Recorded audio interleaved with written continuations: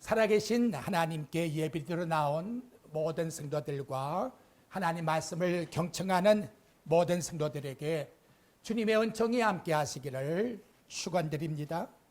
설교라는 것은 단순히 성경의 지식을 전달해 주는 것이 아닙니다. 설교라는 것은 설교자의 이지나 이성의 추상적 논리를 전해주는 것이 아닙니다. 설교란 살아계신 하나님의 말씀을 전해줌으로써 살아계신 말씀이 듣는 자의 마음속에 역사함으로 영육의 소생함을 가지게 되고 삶 속에서 하나님이 일러준 그 말씀이 말씀의 생활화가 될 때에 그래서 나아가 하나님의 살아계심을 증거하는 정인된 삶을 살아가게끔 하기 위해서 하나님이 우리들에게 말씀을 주고 계신다 하는 것을 믿으시기를 바랍니다. 오늘은 빌립보 1장 12절부터 21절 말씀에서 항상 기쁨의 자아상이라고 하는 제목으로 함께 은혜를 나누고자 합니다. 데살로니가전서 5장 16절과 18절에 보면 항상 기뻐하라 18절 이는 그리스도 예수 안에서 너희를 향하신 하나님의 뜻이니라. 즉 구원받은 하나님 자녀의 자아상은 기쁨이다. 이렇게 말씀하고 계십니다. 바울 사도처럼 어떤 기쁨도 찾을 수 없는 옥중의 환경에서 주 안에서 항상 기뻐하라. 내가 다시 말하노니 기뻐하라. 환경을 초월하고 공간을 초월하여 살아있는 기쁨의 삶이 바울의 삶만 가진 것이 아니고 이 땅에 하나님께 구원받은 모든 자녀들은 다 공통적인 구원받은 자의 삶의 표지라는 것을 꼭 잊지 마시고 생각하셔야 합니다. 우리 인간이 범죄하기 전과 범죄한 다음을 잠시 살펴보십시오. 에덴 동산에서 범죄하기 전에는 하나님의 형상을 받은 대로 지음받아서 모든 삶이 항상 기쁨 속에서 사는 그런 자아상으로 나타내었다는 거지요. 근데 하나님께 불순종하고 죄를 범하니까 자기 자신도 모르게 하나님과는 자꾸 멀어지는 모습 속에서 자기의 모습은 기쁨이 사라지게 되고 그리고 두려움을 가지게 되고 도피하게 되고 남에게 핑계대는 이런 모습 속에서 점점 인간의 범죄함이 나타나게 되었다는 겁니다. 오늘날도 우리에게 마찬가지입니다. 인간에게 있어서 가장 큰 죄가 뭐냐? 노마스에 나타나는 말씀을 보게 되면 하나님 내 마음 두기를 싫어하는 것. 참 이게 모든 죄의 근본 원초적 원인이 된다는 거지요. 여러분의 마음속에 어떠합니까? 내 마음속에 하나님 두기를 싫어하는 것, 말씀을 내 마음에 두는 걸 싫어하는 것, 이것으로 말미암아 로마서 1장 28절에 보니까 하나님의 진노가 하늘에서부터 땅에 임하게 되었다. 오늘날도 마찬가지입니다. 하나님 두기를 인간이 싫어하니까 생각지도 않는 질병들이 이 땅에 임재하는 거예요. 오늘 우리에게 있어서 중요한 것은 이제 사도 바울 말씀을 통해서 빌릴 때에 성도들에게 이 기쁨의 자아상을 꼭 잊지 말라고 옥중에서 강조하고 있습니다. 자, 그렇다면 여러분 이 빌립보 성도들은 어떠한 존재일까요?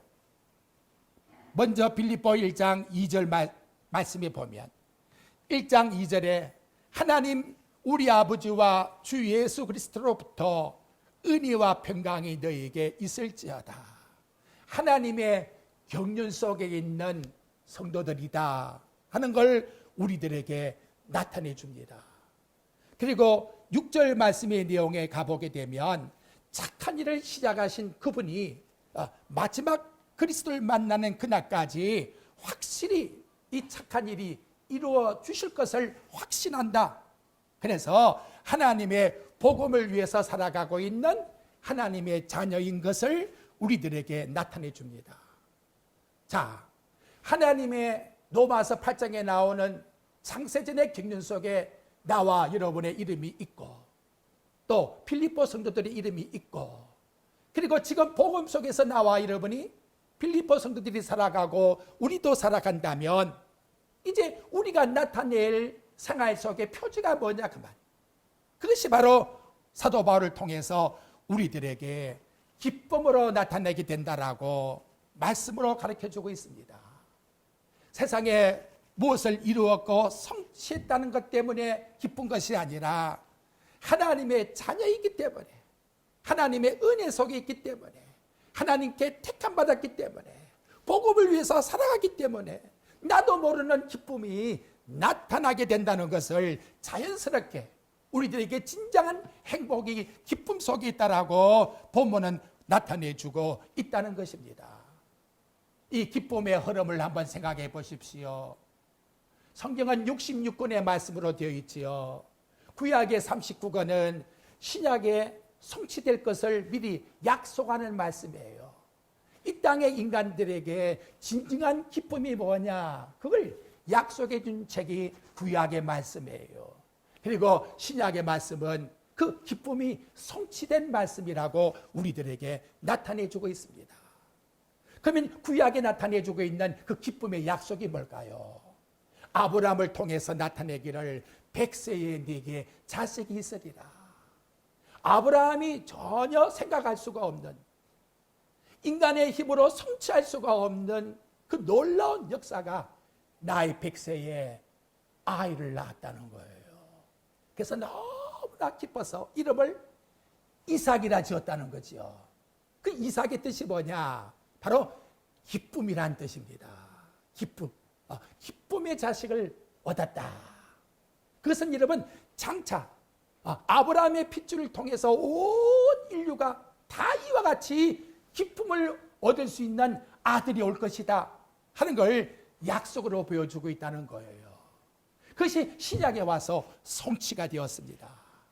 누가복음 2장 10절 말씀에 보니까 예수님이 태어나는 그날 밤에 목자들에게 천사가 나타나서 일러줍니다. 천사가 이들에 무서워하지 말라. 보라, 내가 온 백성에게 미칠 큰 기쁨의 좋은 소식을 너희에게 전하노라. 그래서 큰 메가스라고 하는 의미를 나타내주고 있고, 그리고 기쁨이라고 하는, 그래서 카라라고 하는 의미를 나타내주고 있고, 좋은 소식, 유앙겔리온이라고 하는 기쁨의 소식을 이 본문에서 나타내주고 있습니다. 근데 이 기쁨이 얼마나 엄청난 분량의 능력이요 힘이 있는 그런 것인지 그 메가스라고 하는 이름 속에서 원자 폭탄에서 능력을 나타내고 있는 메가톤이라고 하는 이름이 나왔다는 거예요. 핵폭탄 같은 그 놀라운 위력의 큰 기쁨을 하나님이 영적으로 구약에서는 약속했는데 아브라함이 주신 약속이 신약에 와서 마리아를 통해서 성취되어서 이 땅에 누가 탄생하셨다고요? 하나님의 아들이 탄생하셨다. 근데 그 놀라운 기쁨은 누구가 다 대상이 되느냐? 온 백성에게 미칠 기쁨의 소식이랍니다, 여러분. 온 백성에게, 온 인류, 국적을 초월해서, 이성을 초월해서, 계급을 초월해서, 문화를 초월해서, 역사를 초월해서 초월적인 모든 시간과 공간 속에 있는 예수님이 이 땅에 오시 직전까지의 모든 하나님의 택한 백성들에게 주시는 놀라운 기쁨, 그 기쁨을 누가 소유하고 있다? 나와 여러분이 소유했다는 거예요. 그래서 우리는 하나님 앞에 기쁨이 나오지 아니할 수가 없다는 거예요. 그걸 성경적으로 우리들에게 나타내주고 있습니다. 자, 그렇다면 이제 본문으로 들어와서 바울 사도뿐만 아니라 성도들이 항상 기쁨의 자아상을 가지고 살아갈 수 있는 그 원천이 뭘까요? 금방 드린 말씀과 같이 첫째로 하나님 아들이 주신 그 구원의 기쁨을 우리가 받았기 때문에 하나님이 주시는 그 놀라운 카레스라고 하는 은혜가 내게 와서 기쁨이라고 하는 카라의 열매를 맺게 되었다라고 성경은 말씀합니다. 그래서 마태복음 1장 21절에 아들을 낳으리니 이름을 예수라 하라. 이는 그가 자기 백성을 죄에서 구원할 자이심이니라. 그렇다면 그처는 어떠했습니까? 로마서 3장 23절에 보면 모든 사람이 죄를 범하였음에 하나님의 영광에 이르지 못하더니 다 어두움 속에 있었다는 거예요. 진짜 기쁨이 뭔지를 모르고 우리는 예수 믿기 전에 살았다는 것을 우리들에게 나타내주고 있습니다. 그 결과가 뭐냐? 다 사망이 왔다라고 우리에게 나타내주고 있다는 거죠. 이러한 절망 속에 있는 우리들에게 하나님이 세상이 알지 못하는 참된 기쁨을 우리들에게 주기 위하여 하나님의 아들을 우리가 죄인 되었을 때에 이미 보내주었고, 때가 되어 우리를 불러서 아들을 믿는 자에게 하나님 자는 되는 권세를 주셨다는 말씀처럼 그리스도를 믿음으로 나와 여러분에게는 구원이란 선물이 옴으로써 기쁨을 누리게 되었다라고 우리에게 성경은 말씀해 주고 있습니다. 지금 이 글을 쓰고 있는 사도 바울이 그 옛날 사울 때를 한번 생각해 보십시오. 당신은 폭행자요, 핍박자요, 예수를 믿는 사람을 옥에 가둔 자요, 스데반 집사를 죽일 때에는 앞장섰던 죄인 중에 개수와 같은 사람이라고 말씀을 합니다.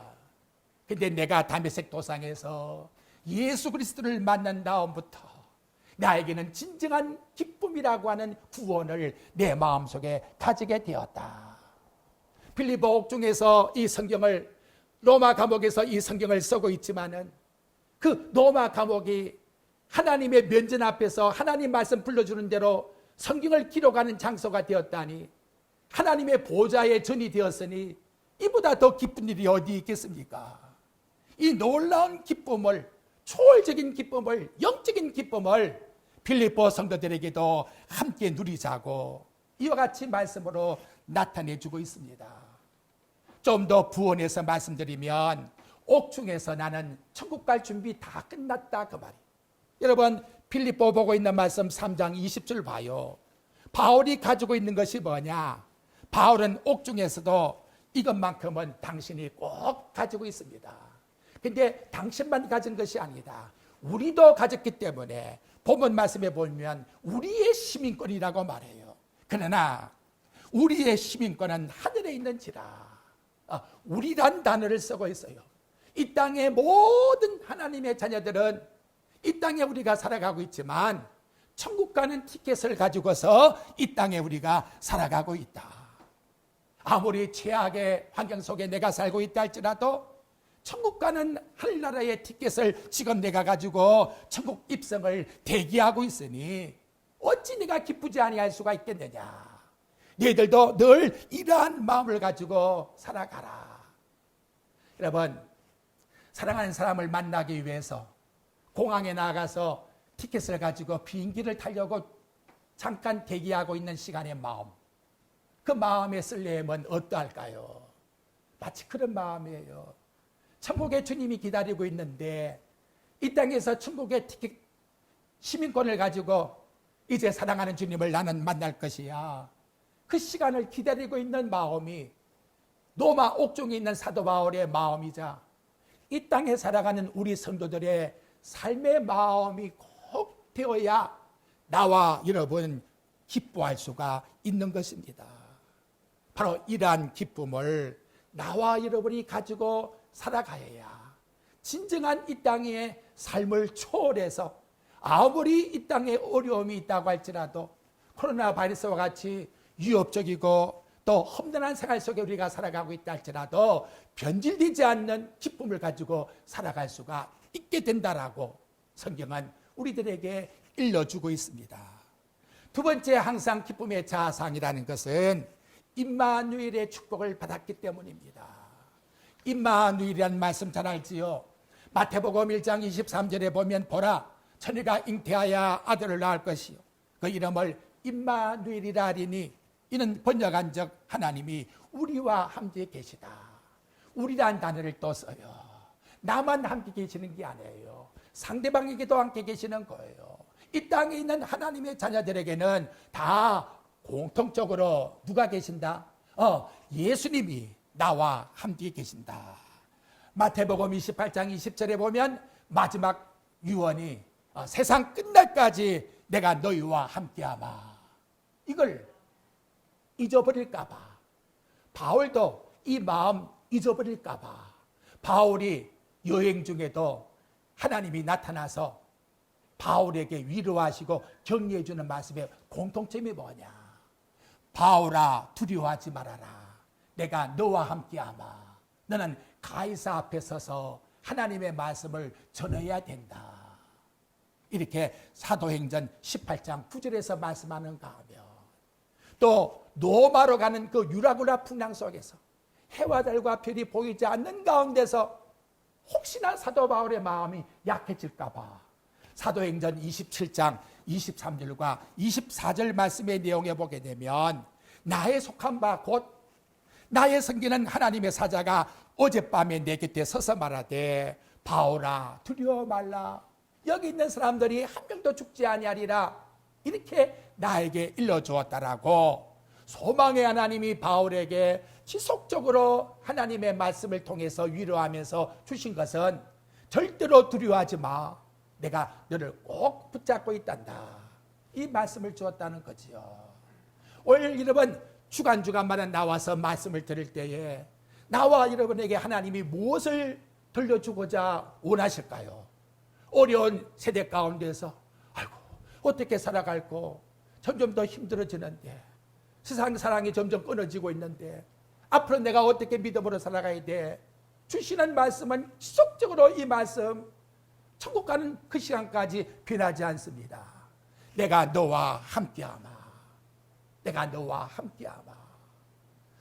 목사님은 그렇게 말씀하는데 내 마음에는 그런 감각이 없어요. 하나님이 나와 함께하는지 나 모르겠어요.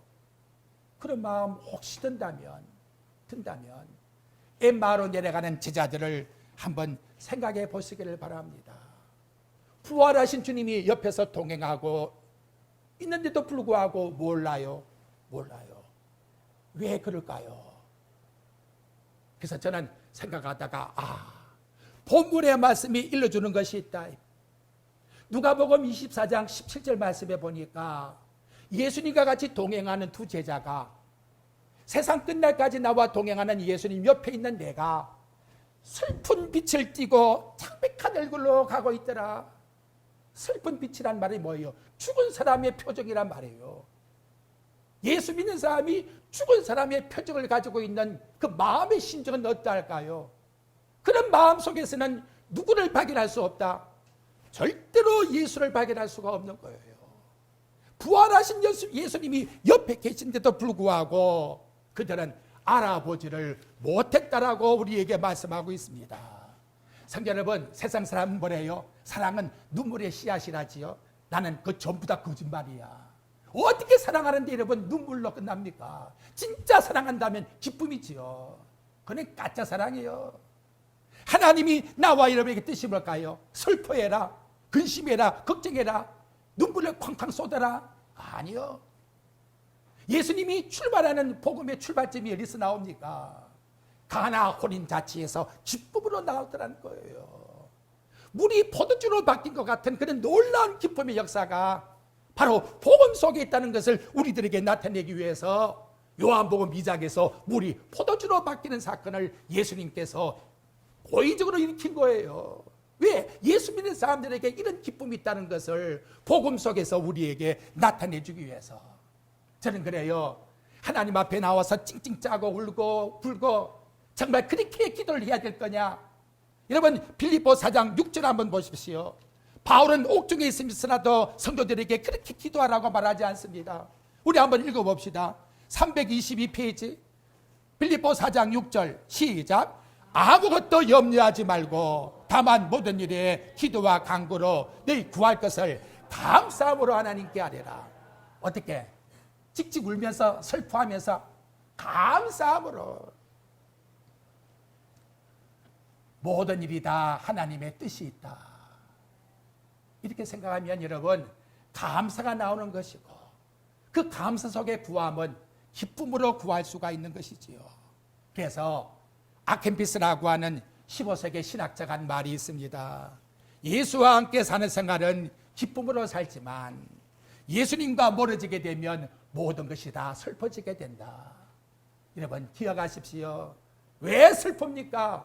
부활한 주님이 내 옆에 계시고 창조주가 내 옆에 계시고 끝날까지 나를 도와주시겠다고 약속하시는 그 주님이 나와 떨어지지 않고 계시는데, 그분이 포도나무에 나는 가지로서 딱 붙어있는 그와 같은 관계 속에 살아가는데 원뿌리에서 슬픔을 줍니까? 하늘의 평안을 주고 기쁨을 주고 나와 여러분에게 위로하심을 주고 있는데 그것을 왜 공급받지를 못하고 있습니까?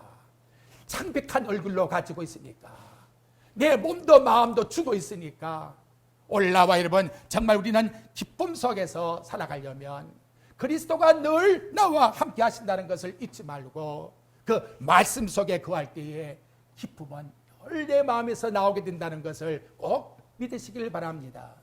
세 번째 드리고 싶은 말씀은 항상 기쁨의 자상이라는 것은 곧 하나님은 나를 사랑하신다 하는 증거를 내가 가지고 있어야 기쁘다는 거지요. 요한일서 4장 8절에 보면 하나님은 사랑이심이니라 이렇게 말씀을 합니다.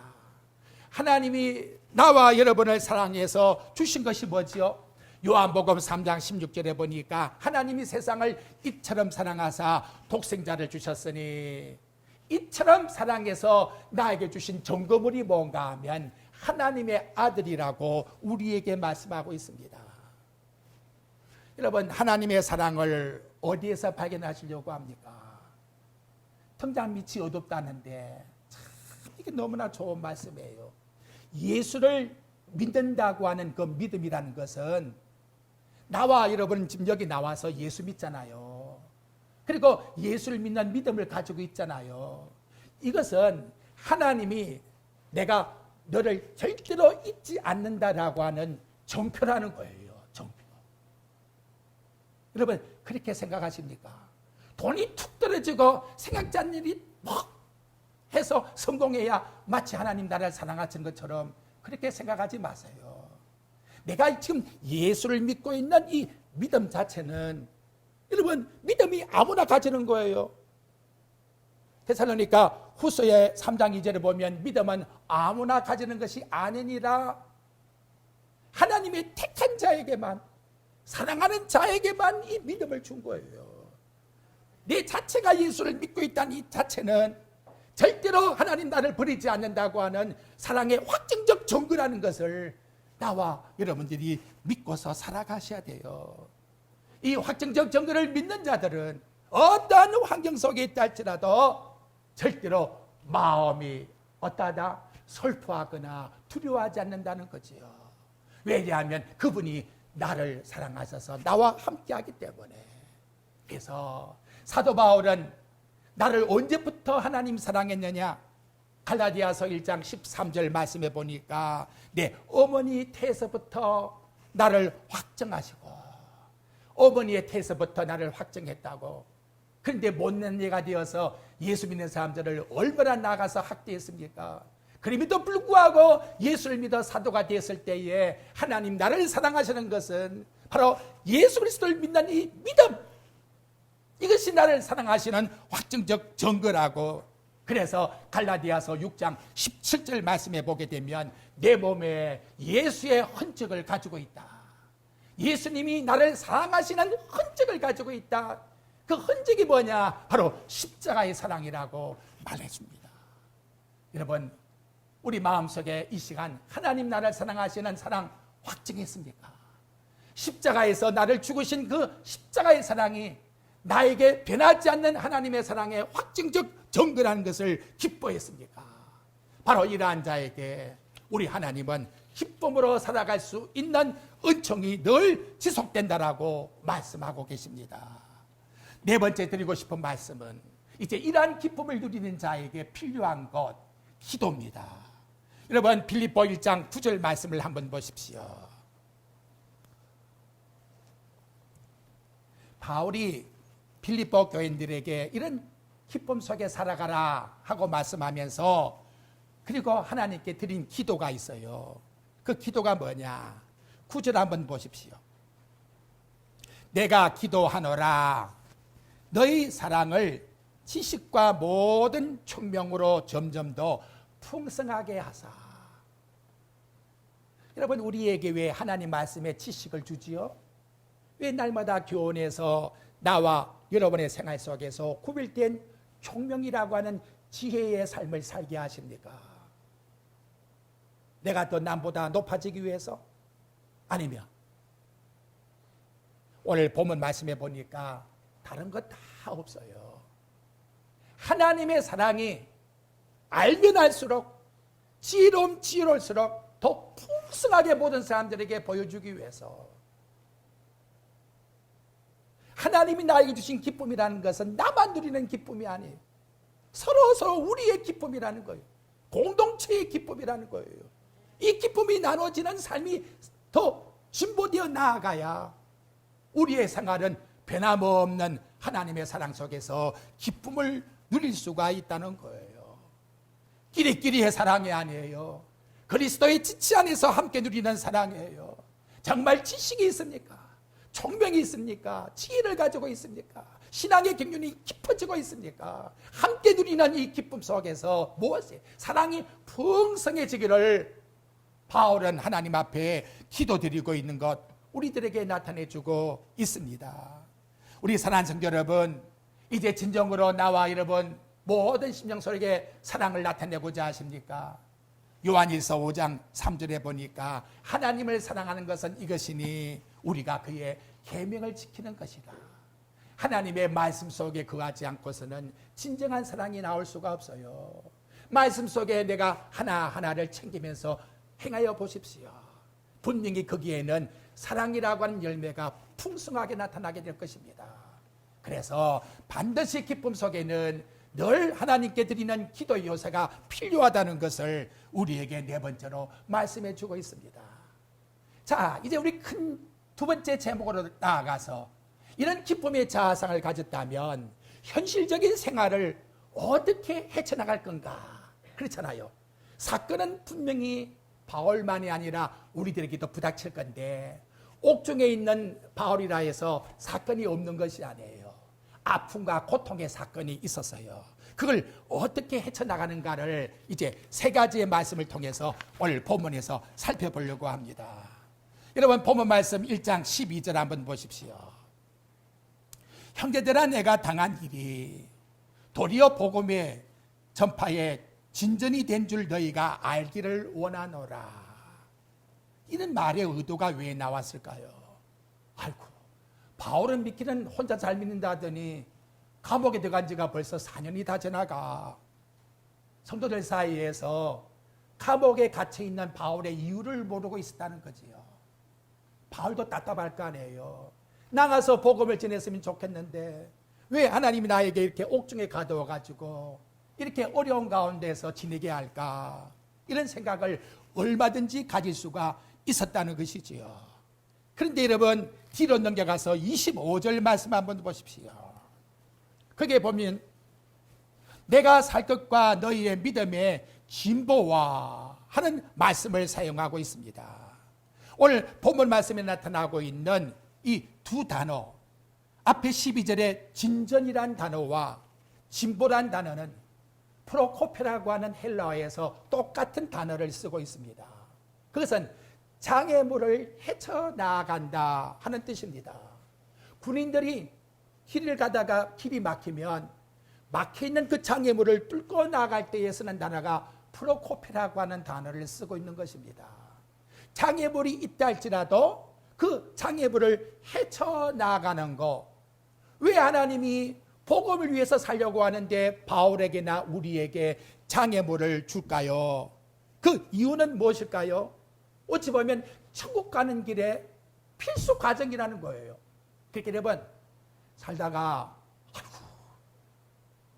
왜 또 이런 일이 나서 이러지 마시고 하나님이 천국 가는데 내게 꼭 뭐하다? 필요하기 때문에 주신 것이다. 이렇게 여러분 생각을 하십시오. 기쁨을 가지고 있는 사도 바울은 하나님의 주권적 섭리를 늘 가지고 있었기 때문에 오히려 이걸 기쁜 마음으로 프로코페라고 하는 단어로 뭔가 복음의 진전을 위해서 나에게 준 것이다. 이렇게 받아들였다는 거지요. 여러분의 신앙의 성장을 위해서 천국 가는데 꼭 필요하기 때문에 나에게 이런 뭘 주었다? 장애물을 주었다. 뭘 주었다? 실패를 주었다. 뭘 주었다? 낮아짐을 주었다. 뭘 주었다? 질병을 주었다. 뭘 주었다? 고통과 아픔을 주었다. 전부 다 이렇게 나와 여러분이 생각하셔야 된다는 거지요. 그런데 이것이 나쁘냐? 나쁜 것이 전혀 아니라는 거예요. 뒤에가 필립보 4장 22절 말씀의 내용에 보니까 모든 성도들이 너희에게 문안하되 특히 가이사의 집 사람들 중 놀랍지 않습니까 여러분? 장애물로 생각했는데 옥중의 장애물이 장애물이 아니라 옥에 있는 것으로 말미암아 시대왕과 가이사에 있는 황제집 안의 사람들이 예수 믿게 되는 놀라운 역사가 일어나게 되었다는 거예요. 그래서 여기 빌립보 1장 13절에도 말씀해요. 이러므로 나의 매임이, 나의 고통이, 나의 아픔이, 나의 괴로움이, 나의 장애물이 그리스도 예수 안에서 모든 시대왕과 그 밖에 모든 사람들에게 나타났으니 어떻게 나타납니까? 보다 더 진보함으로 위대하게 하기 위해서. 한 주간도 참 어려움과 고통 속에 살았지요. 근데 그것을 어떻게 받아들이자? 나의 신앙의 무엇으로? 진보함으로. 프로코페라는 단어를 잊지 마시고 천국 가는데 꼭 필요한 필수 과목이기 때문에 지난 주간도 이거 나에게 시험 치라고 해서 이렇게 여러분 문제로 생각지 마시고 신앙의 성장을 위한 필수 과목이다. 그렇게 믿으시죠? 그래야 뭐가 있다? 기쁨이 우리 마음속에 가지게 된다는 거예요. 다음 두 번째 말씀은 여기 15절 말씀의 내용에 보니까 어떤 이들은 투기와 분쟁으로 어떤 이들은 착한 뜻으로 그리스도를 전파하니 이들은 내가 복음을 변증하기 위하여 세우심을 받은 줄 알고 사랑으로 하나 그들은 나의 매임에 괴로움을 더하게 할 줄로 생각하여 순수하지 못하게 다툼으로 그리스도를 전파하느니라. 옥중에 있으면서도 바울이 이런 단어를 쓰고 있다는 거. 순수하지 못하다. 다툼 속에 살고 있다. 누가? 모르는 사람이 아니라 나하고 같은 동력자요. 나를 위해서 분명히 전에는 모든 것을 도와주었던 사람인데 내가 옥중에 있는데 밖에 있으면서 나를 이렇게 다툼을 가지고 또 고통과 아픔을 주면서 괴로움을 가지고 나를 나쁜 사람이라고 욕하는 식으로 해서 나가 복음을 전하고 있으니 이거 어떻게 하면 좋겠나 이 말이에요. 자, 신앙생활은 여러분 다 같지 않아요? 다 달라요. 또 모든 것이 다 동질성을 가지고 살아야 될 텐데 그렇지 못할 적도 있어요. 바울은 옥중에 있고 밖에 있는 사람이 바울에게 괴로움을 주듯이 이런 모습 속에서도 살아갈 수가 있어요. 그런데 중요한 것은 이 문제를 어떻게 해석하느냐. 18절 한번 보십시오. 바울은 거기에 때문에 마음에 조금 더 기쁨을 잊어버리진 않아요. 원리가 뭔가 안 봐요. 그러면 뭐냐. 그치레로 하나 참으로 하나 무슨 방도로 하든지 전파되는 것은 그리스도니 이로써 나는 기뻐하고 또 기뻐하노라. 이렇게 말씀하고 있습니다. 바울이 이렇게 기뻐하는 이유가 뭘까요? 바울은 마음속에 그리스도의 심장을 가졌기 때문에 그리스도만 나타내는 일이라면 나는 매장이 되고 고통과 아픔을 당하고 괴로움을 당해도 그건 내 기쁨에 조금 더 손상이 없다는 거예요.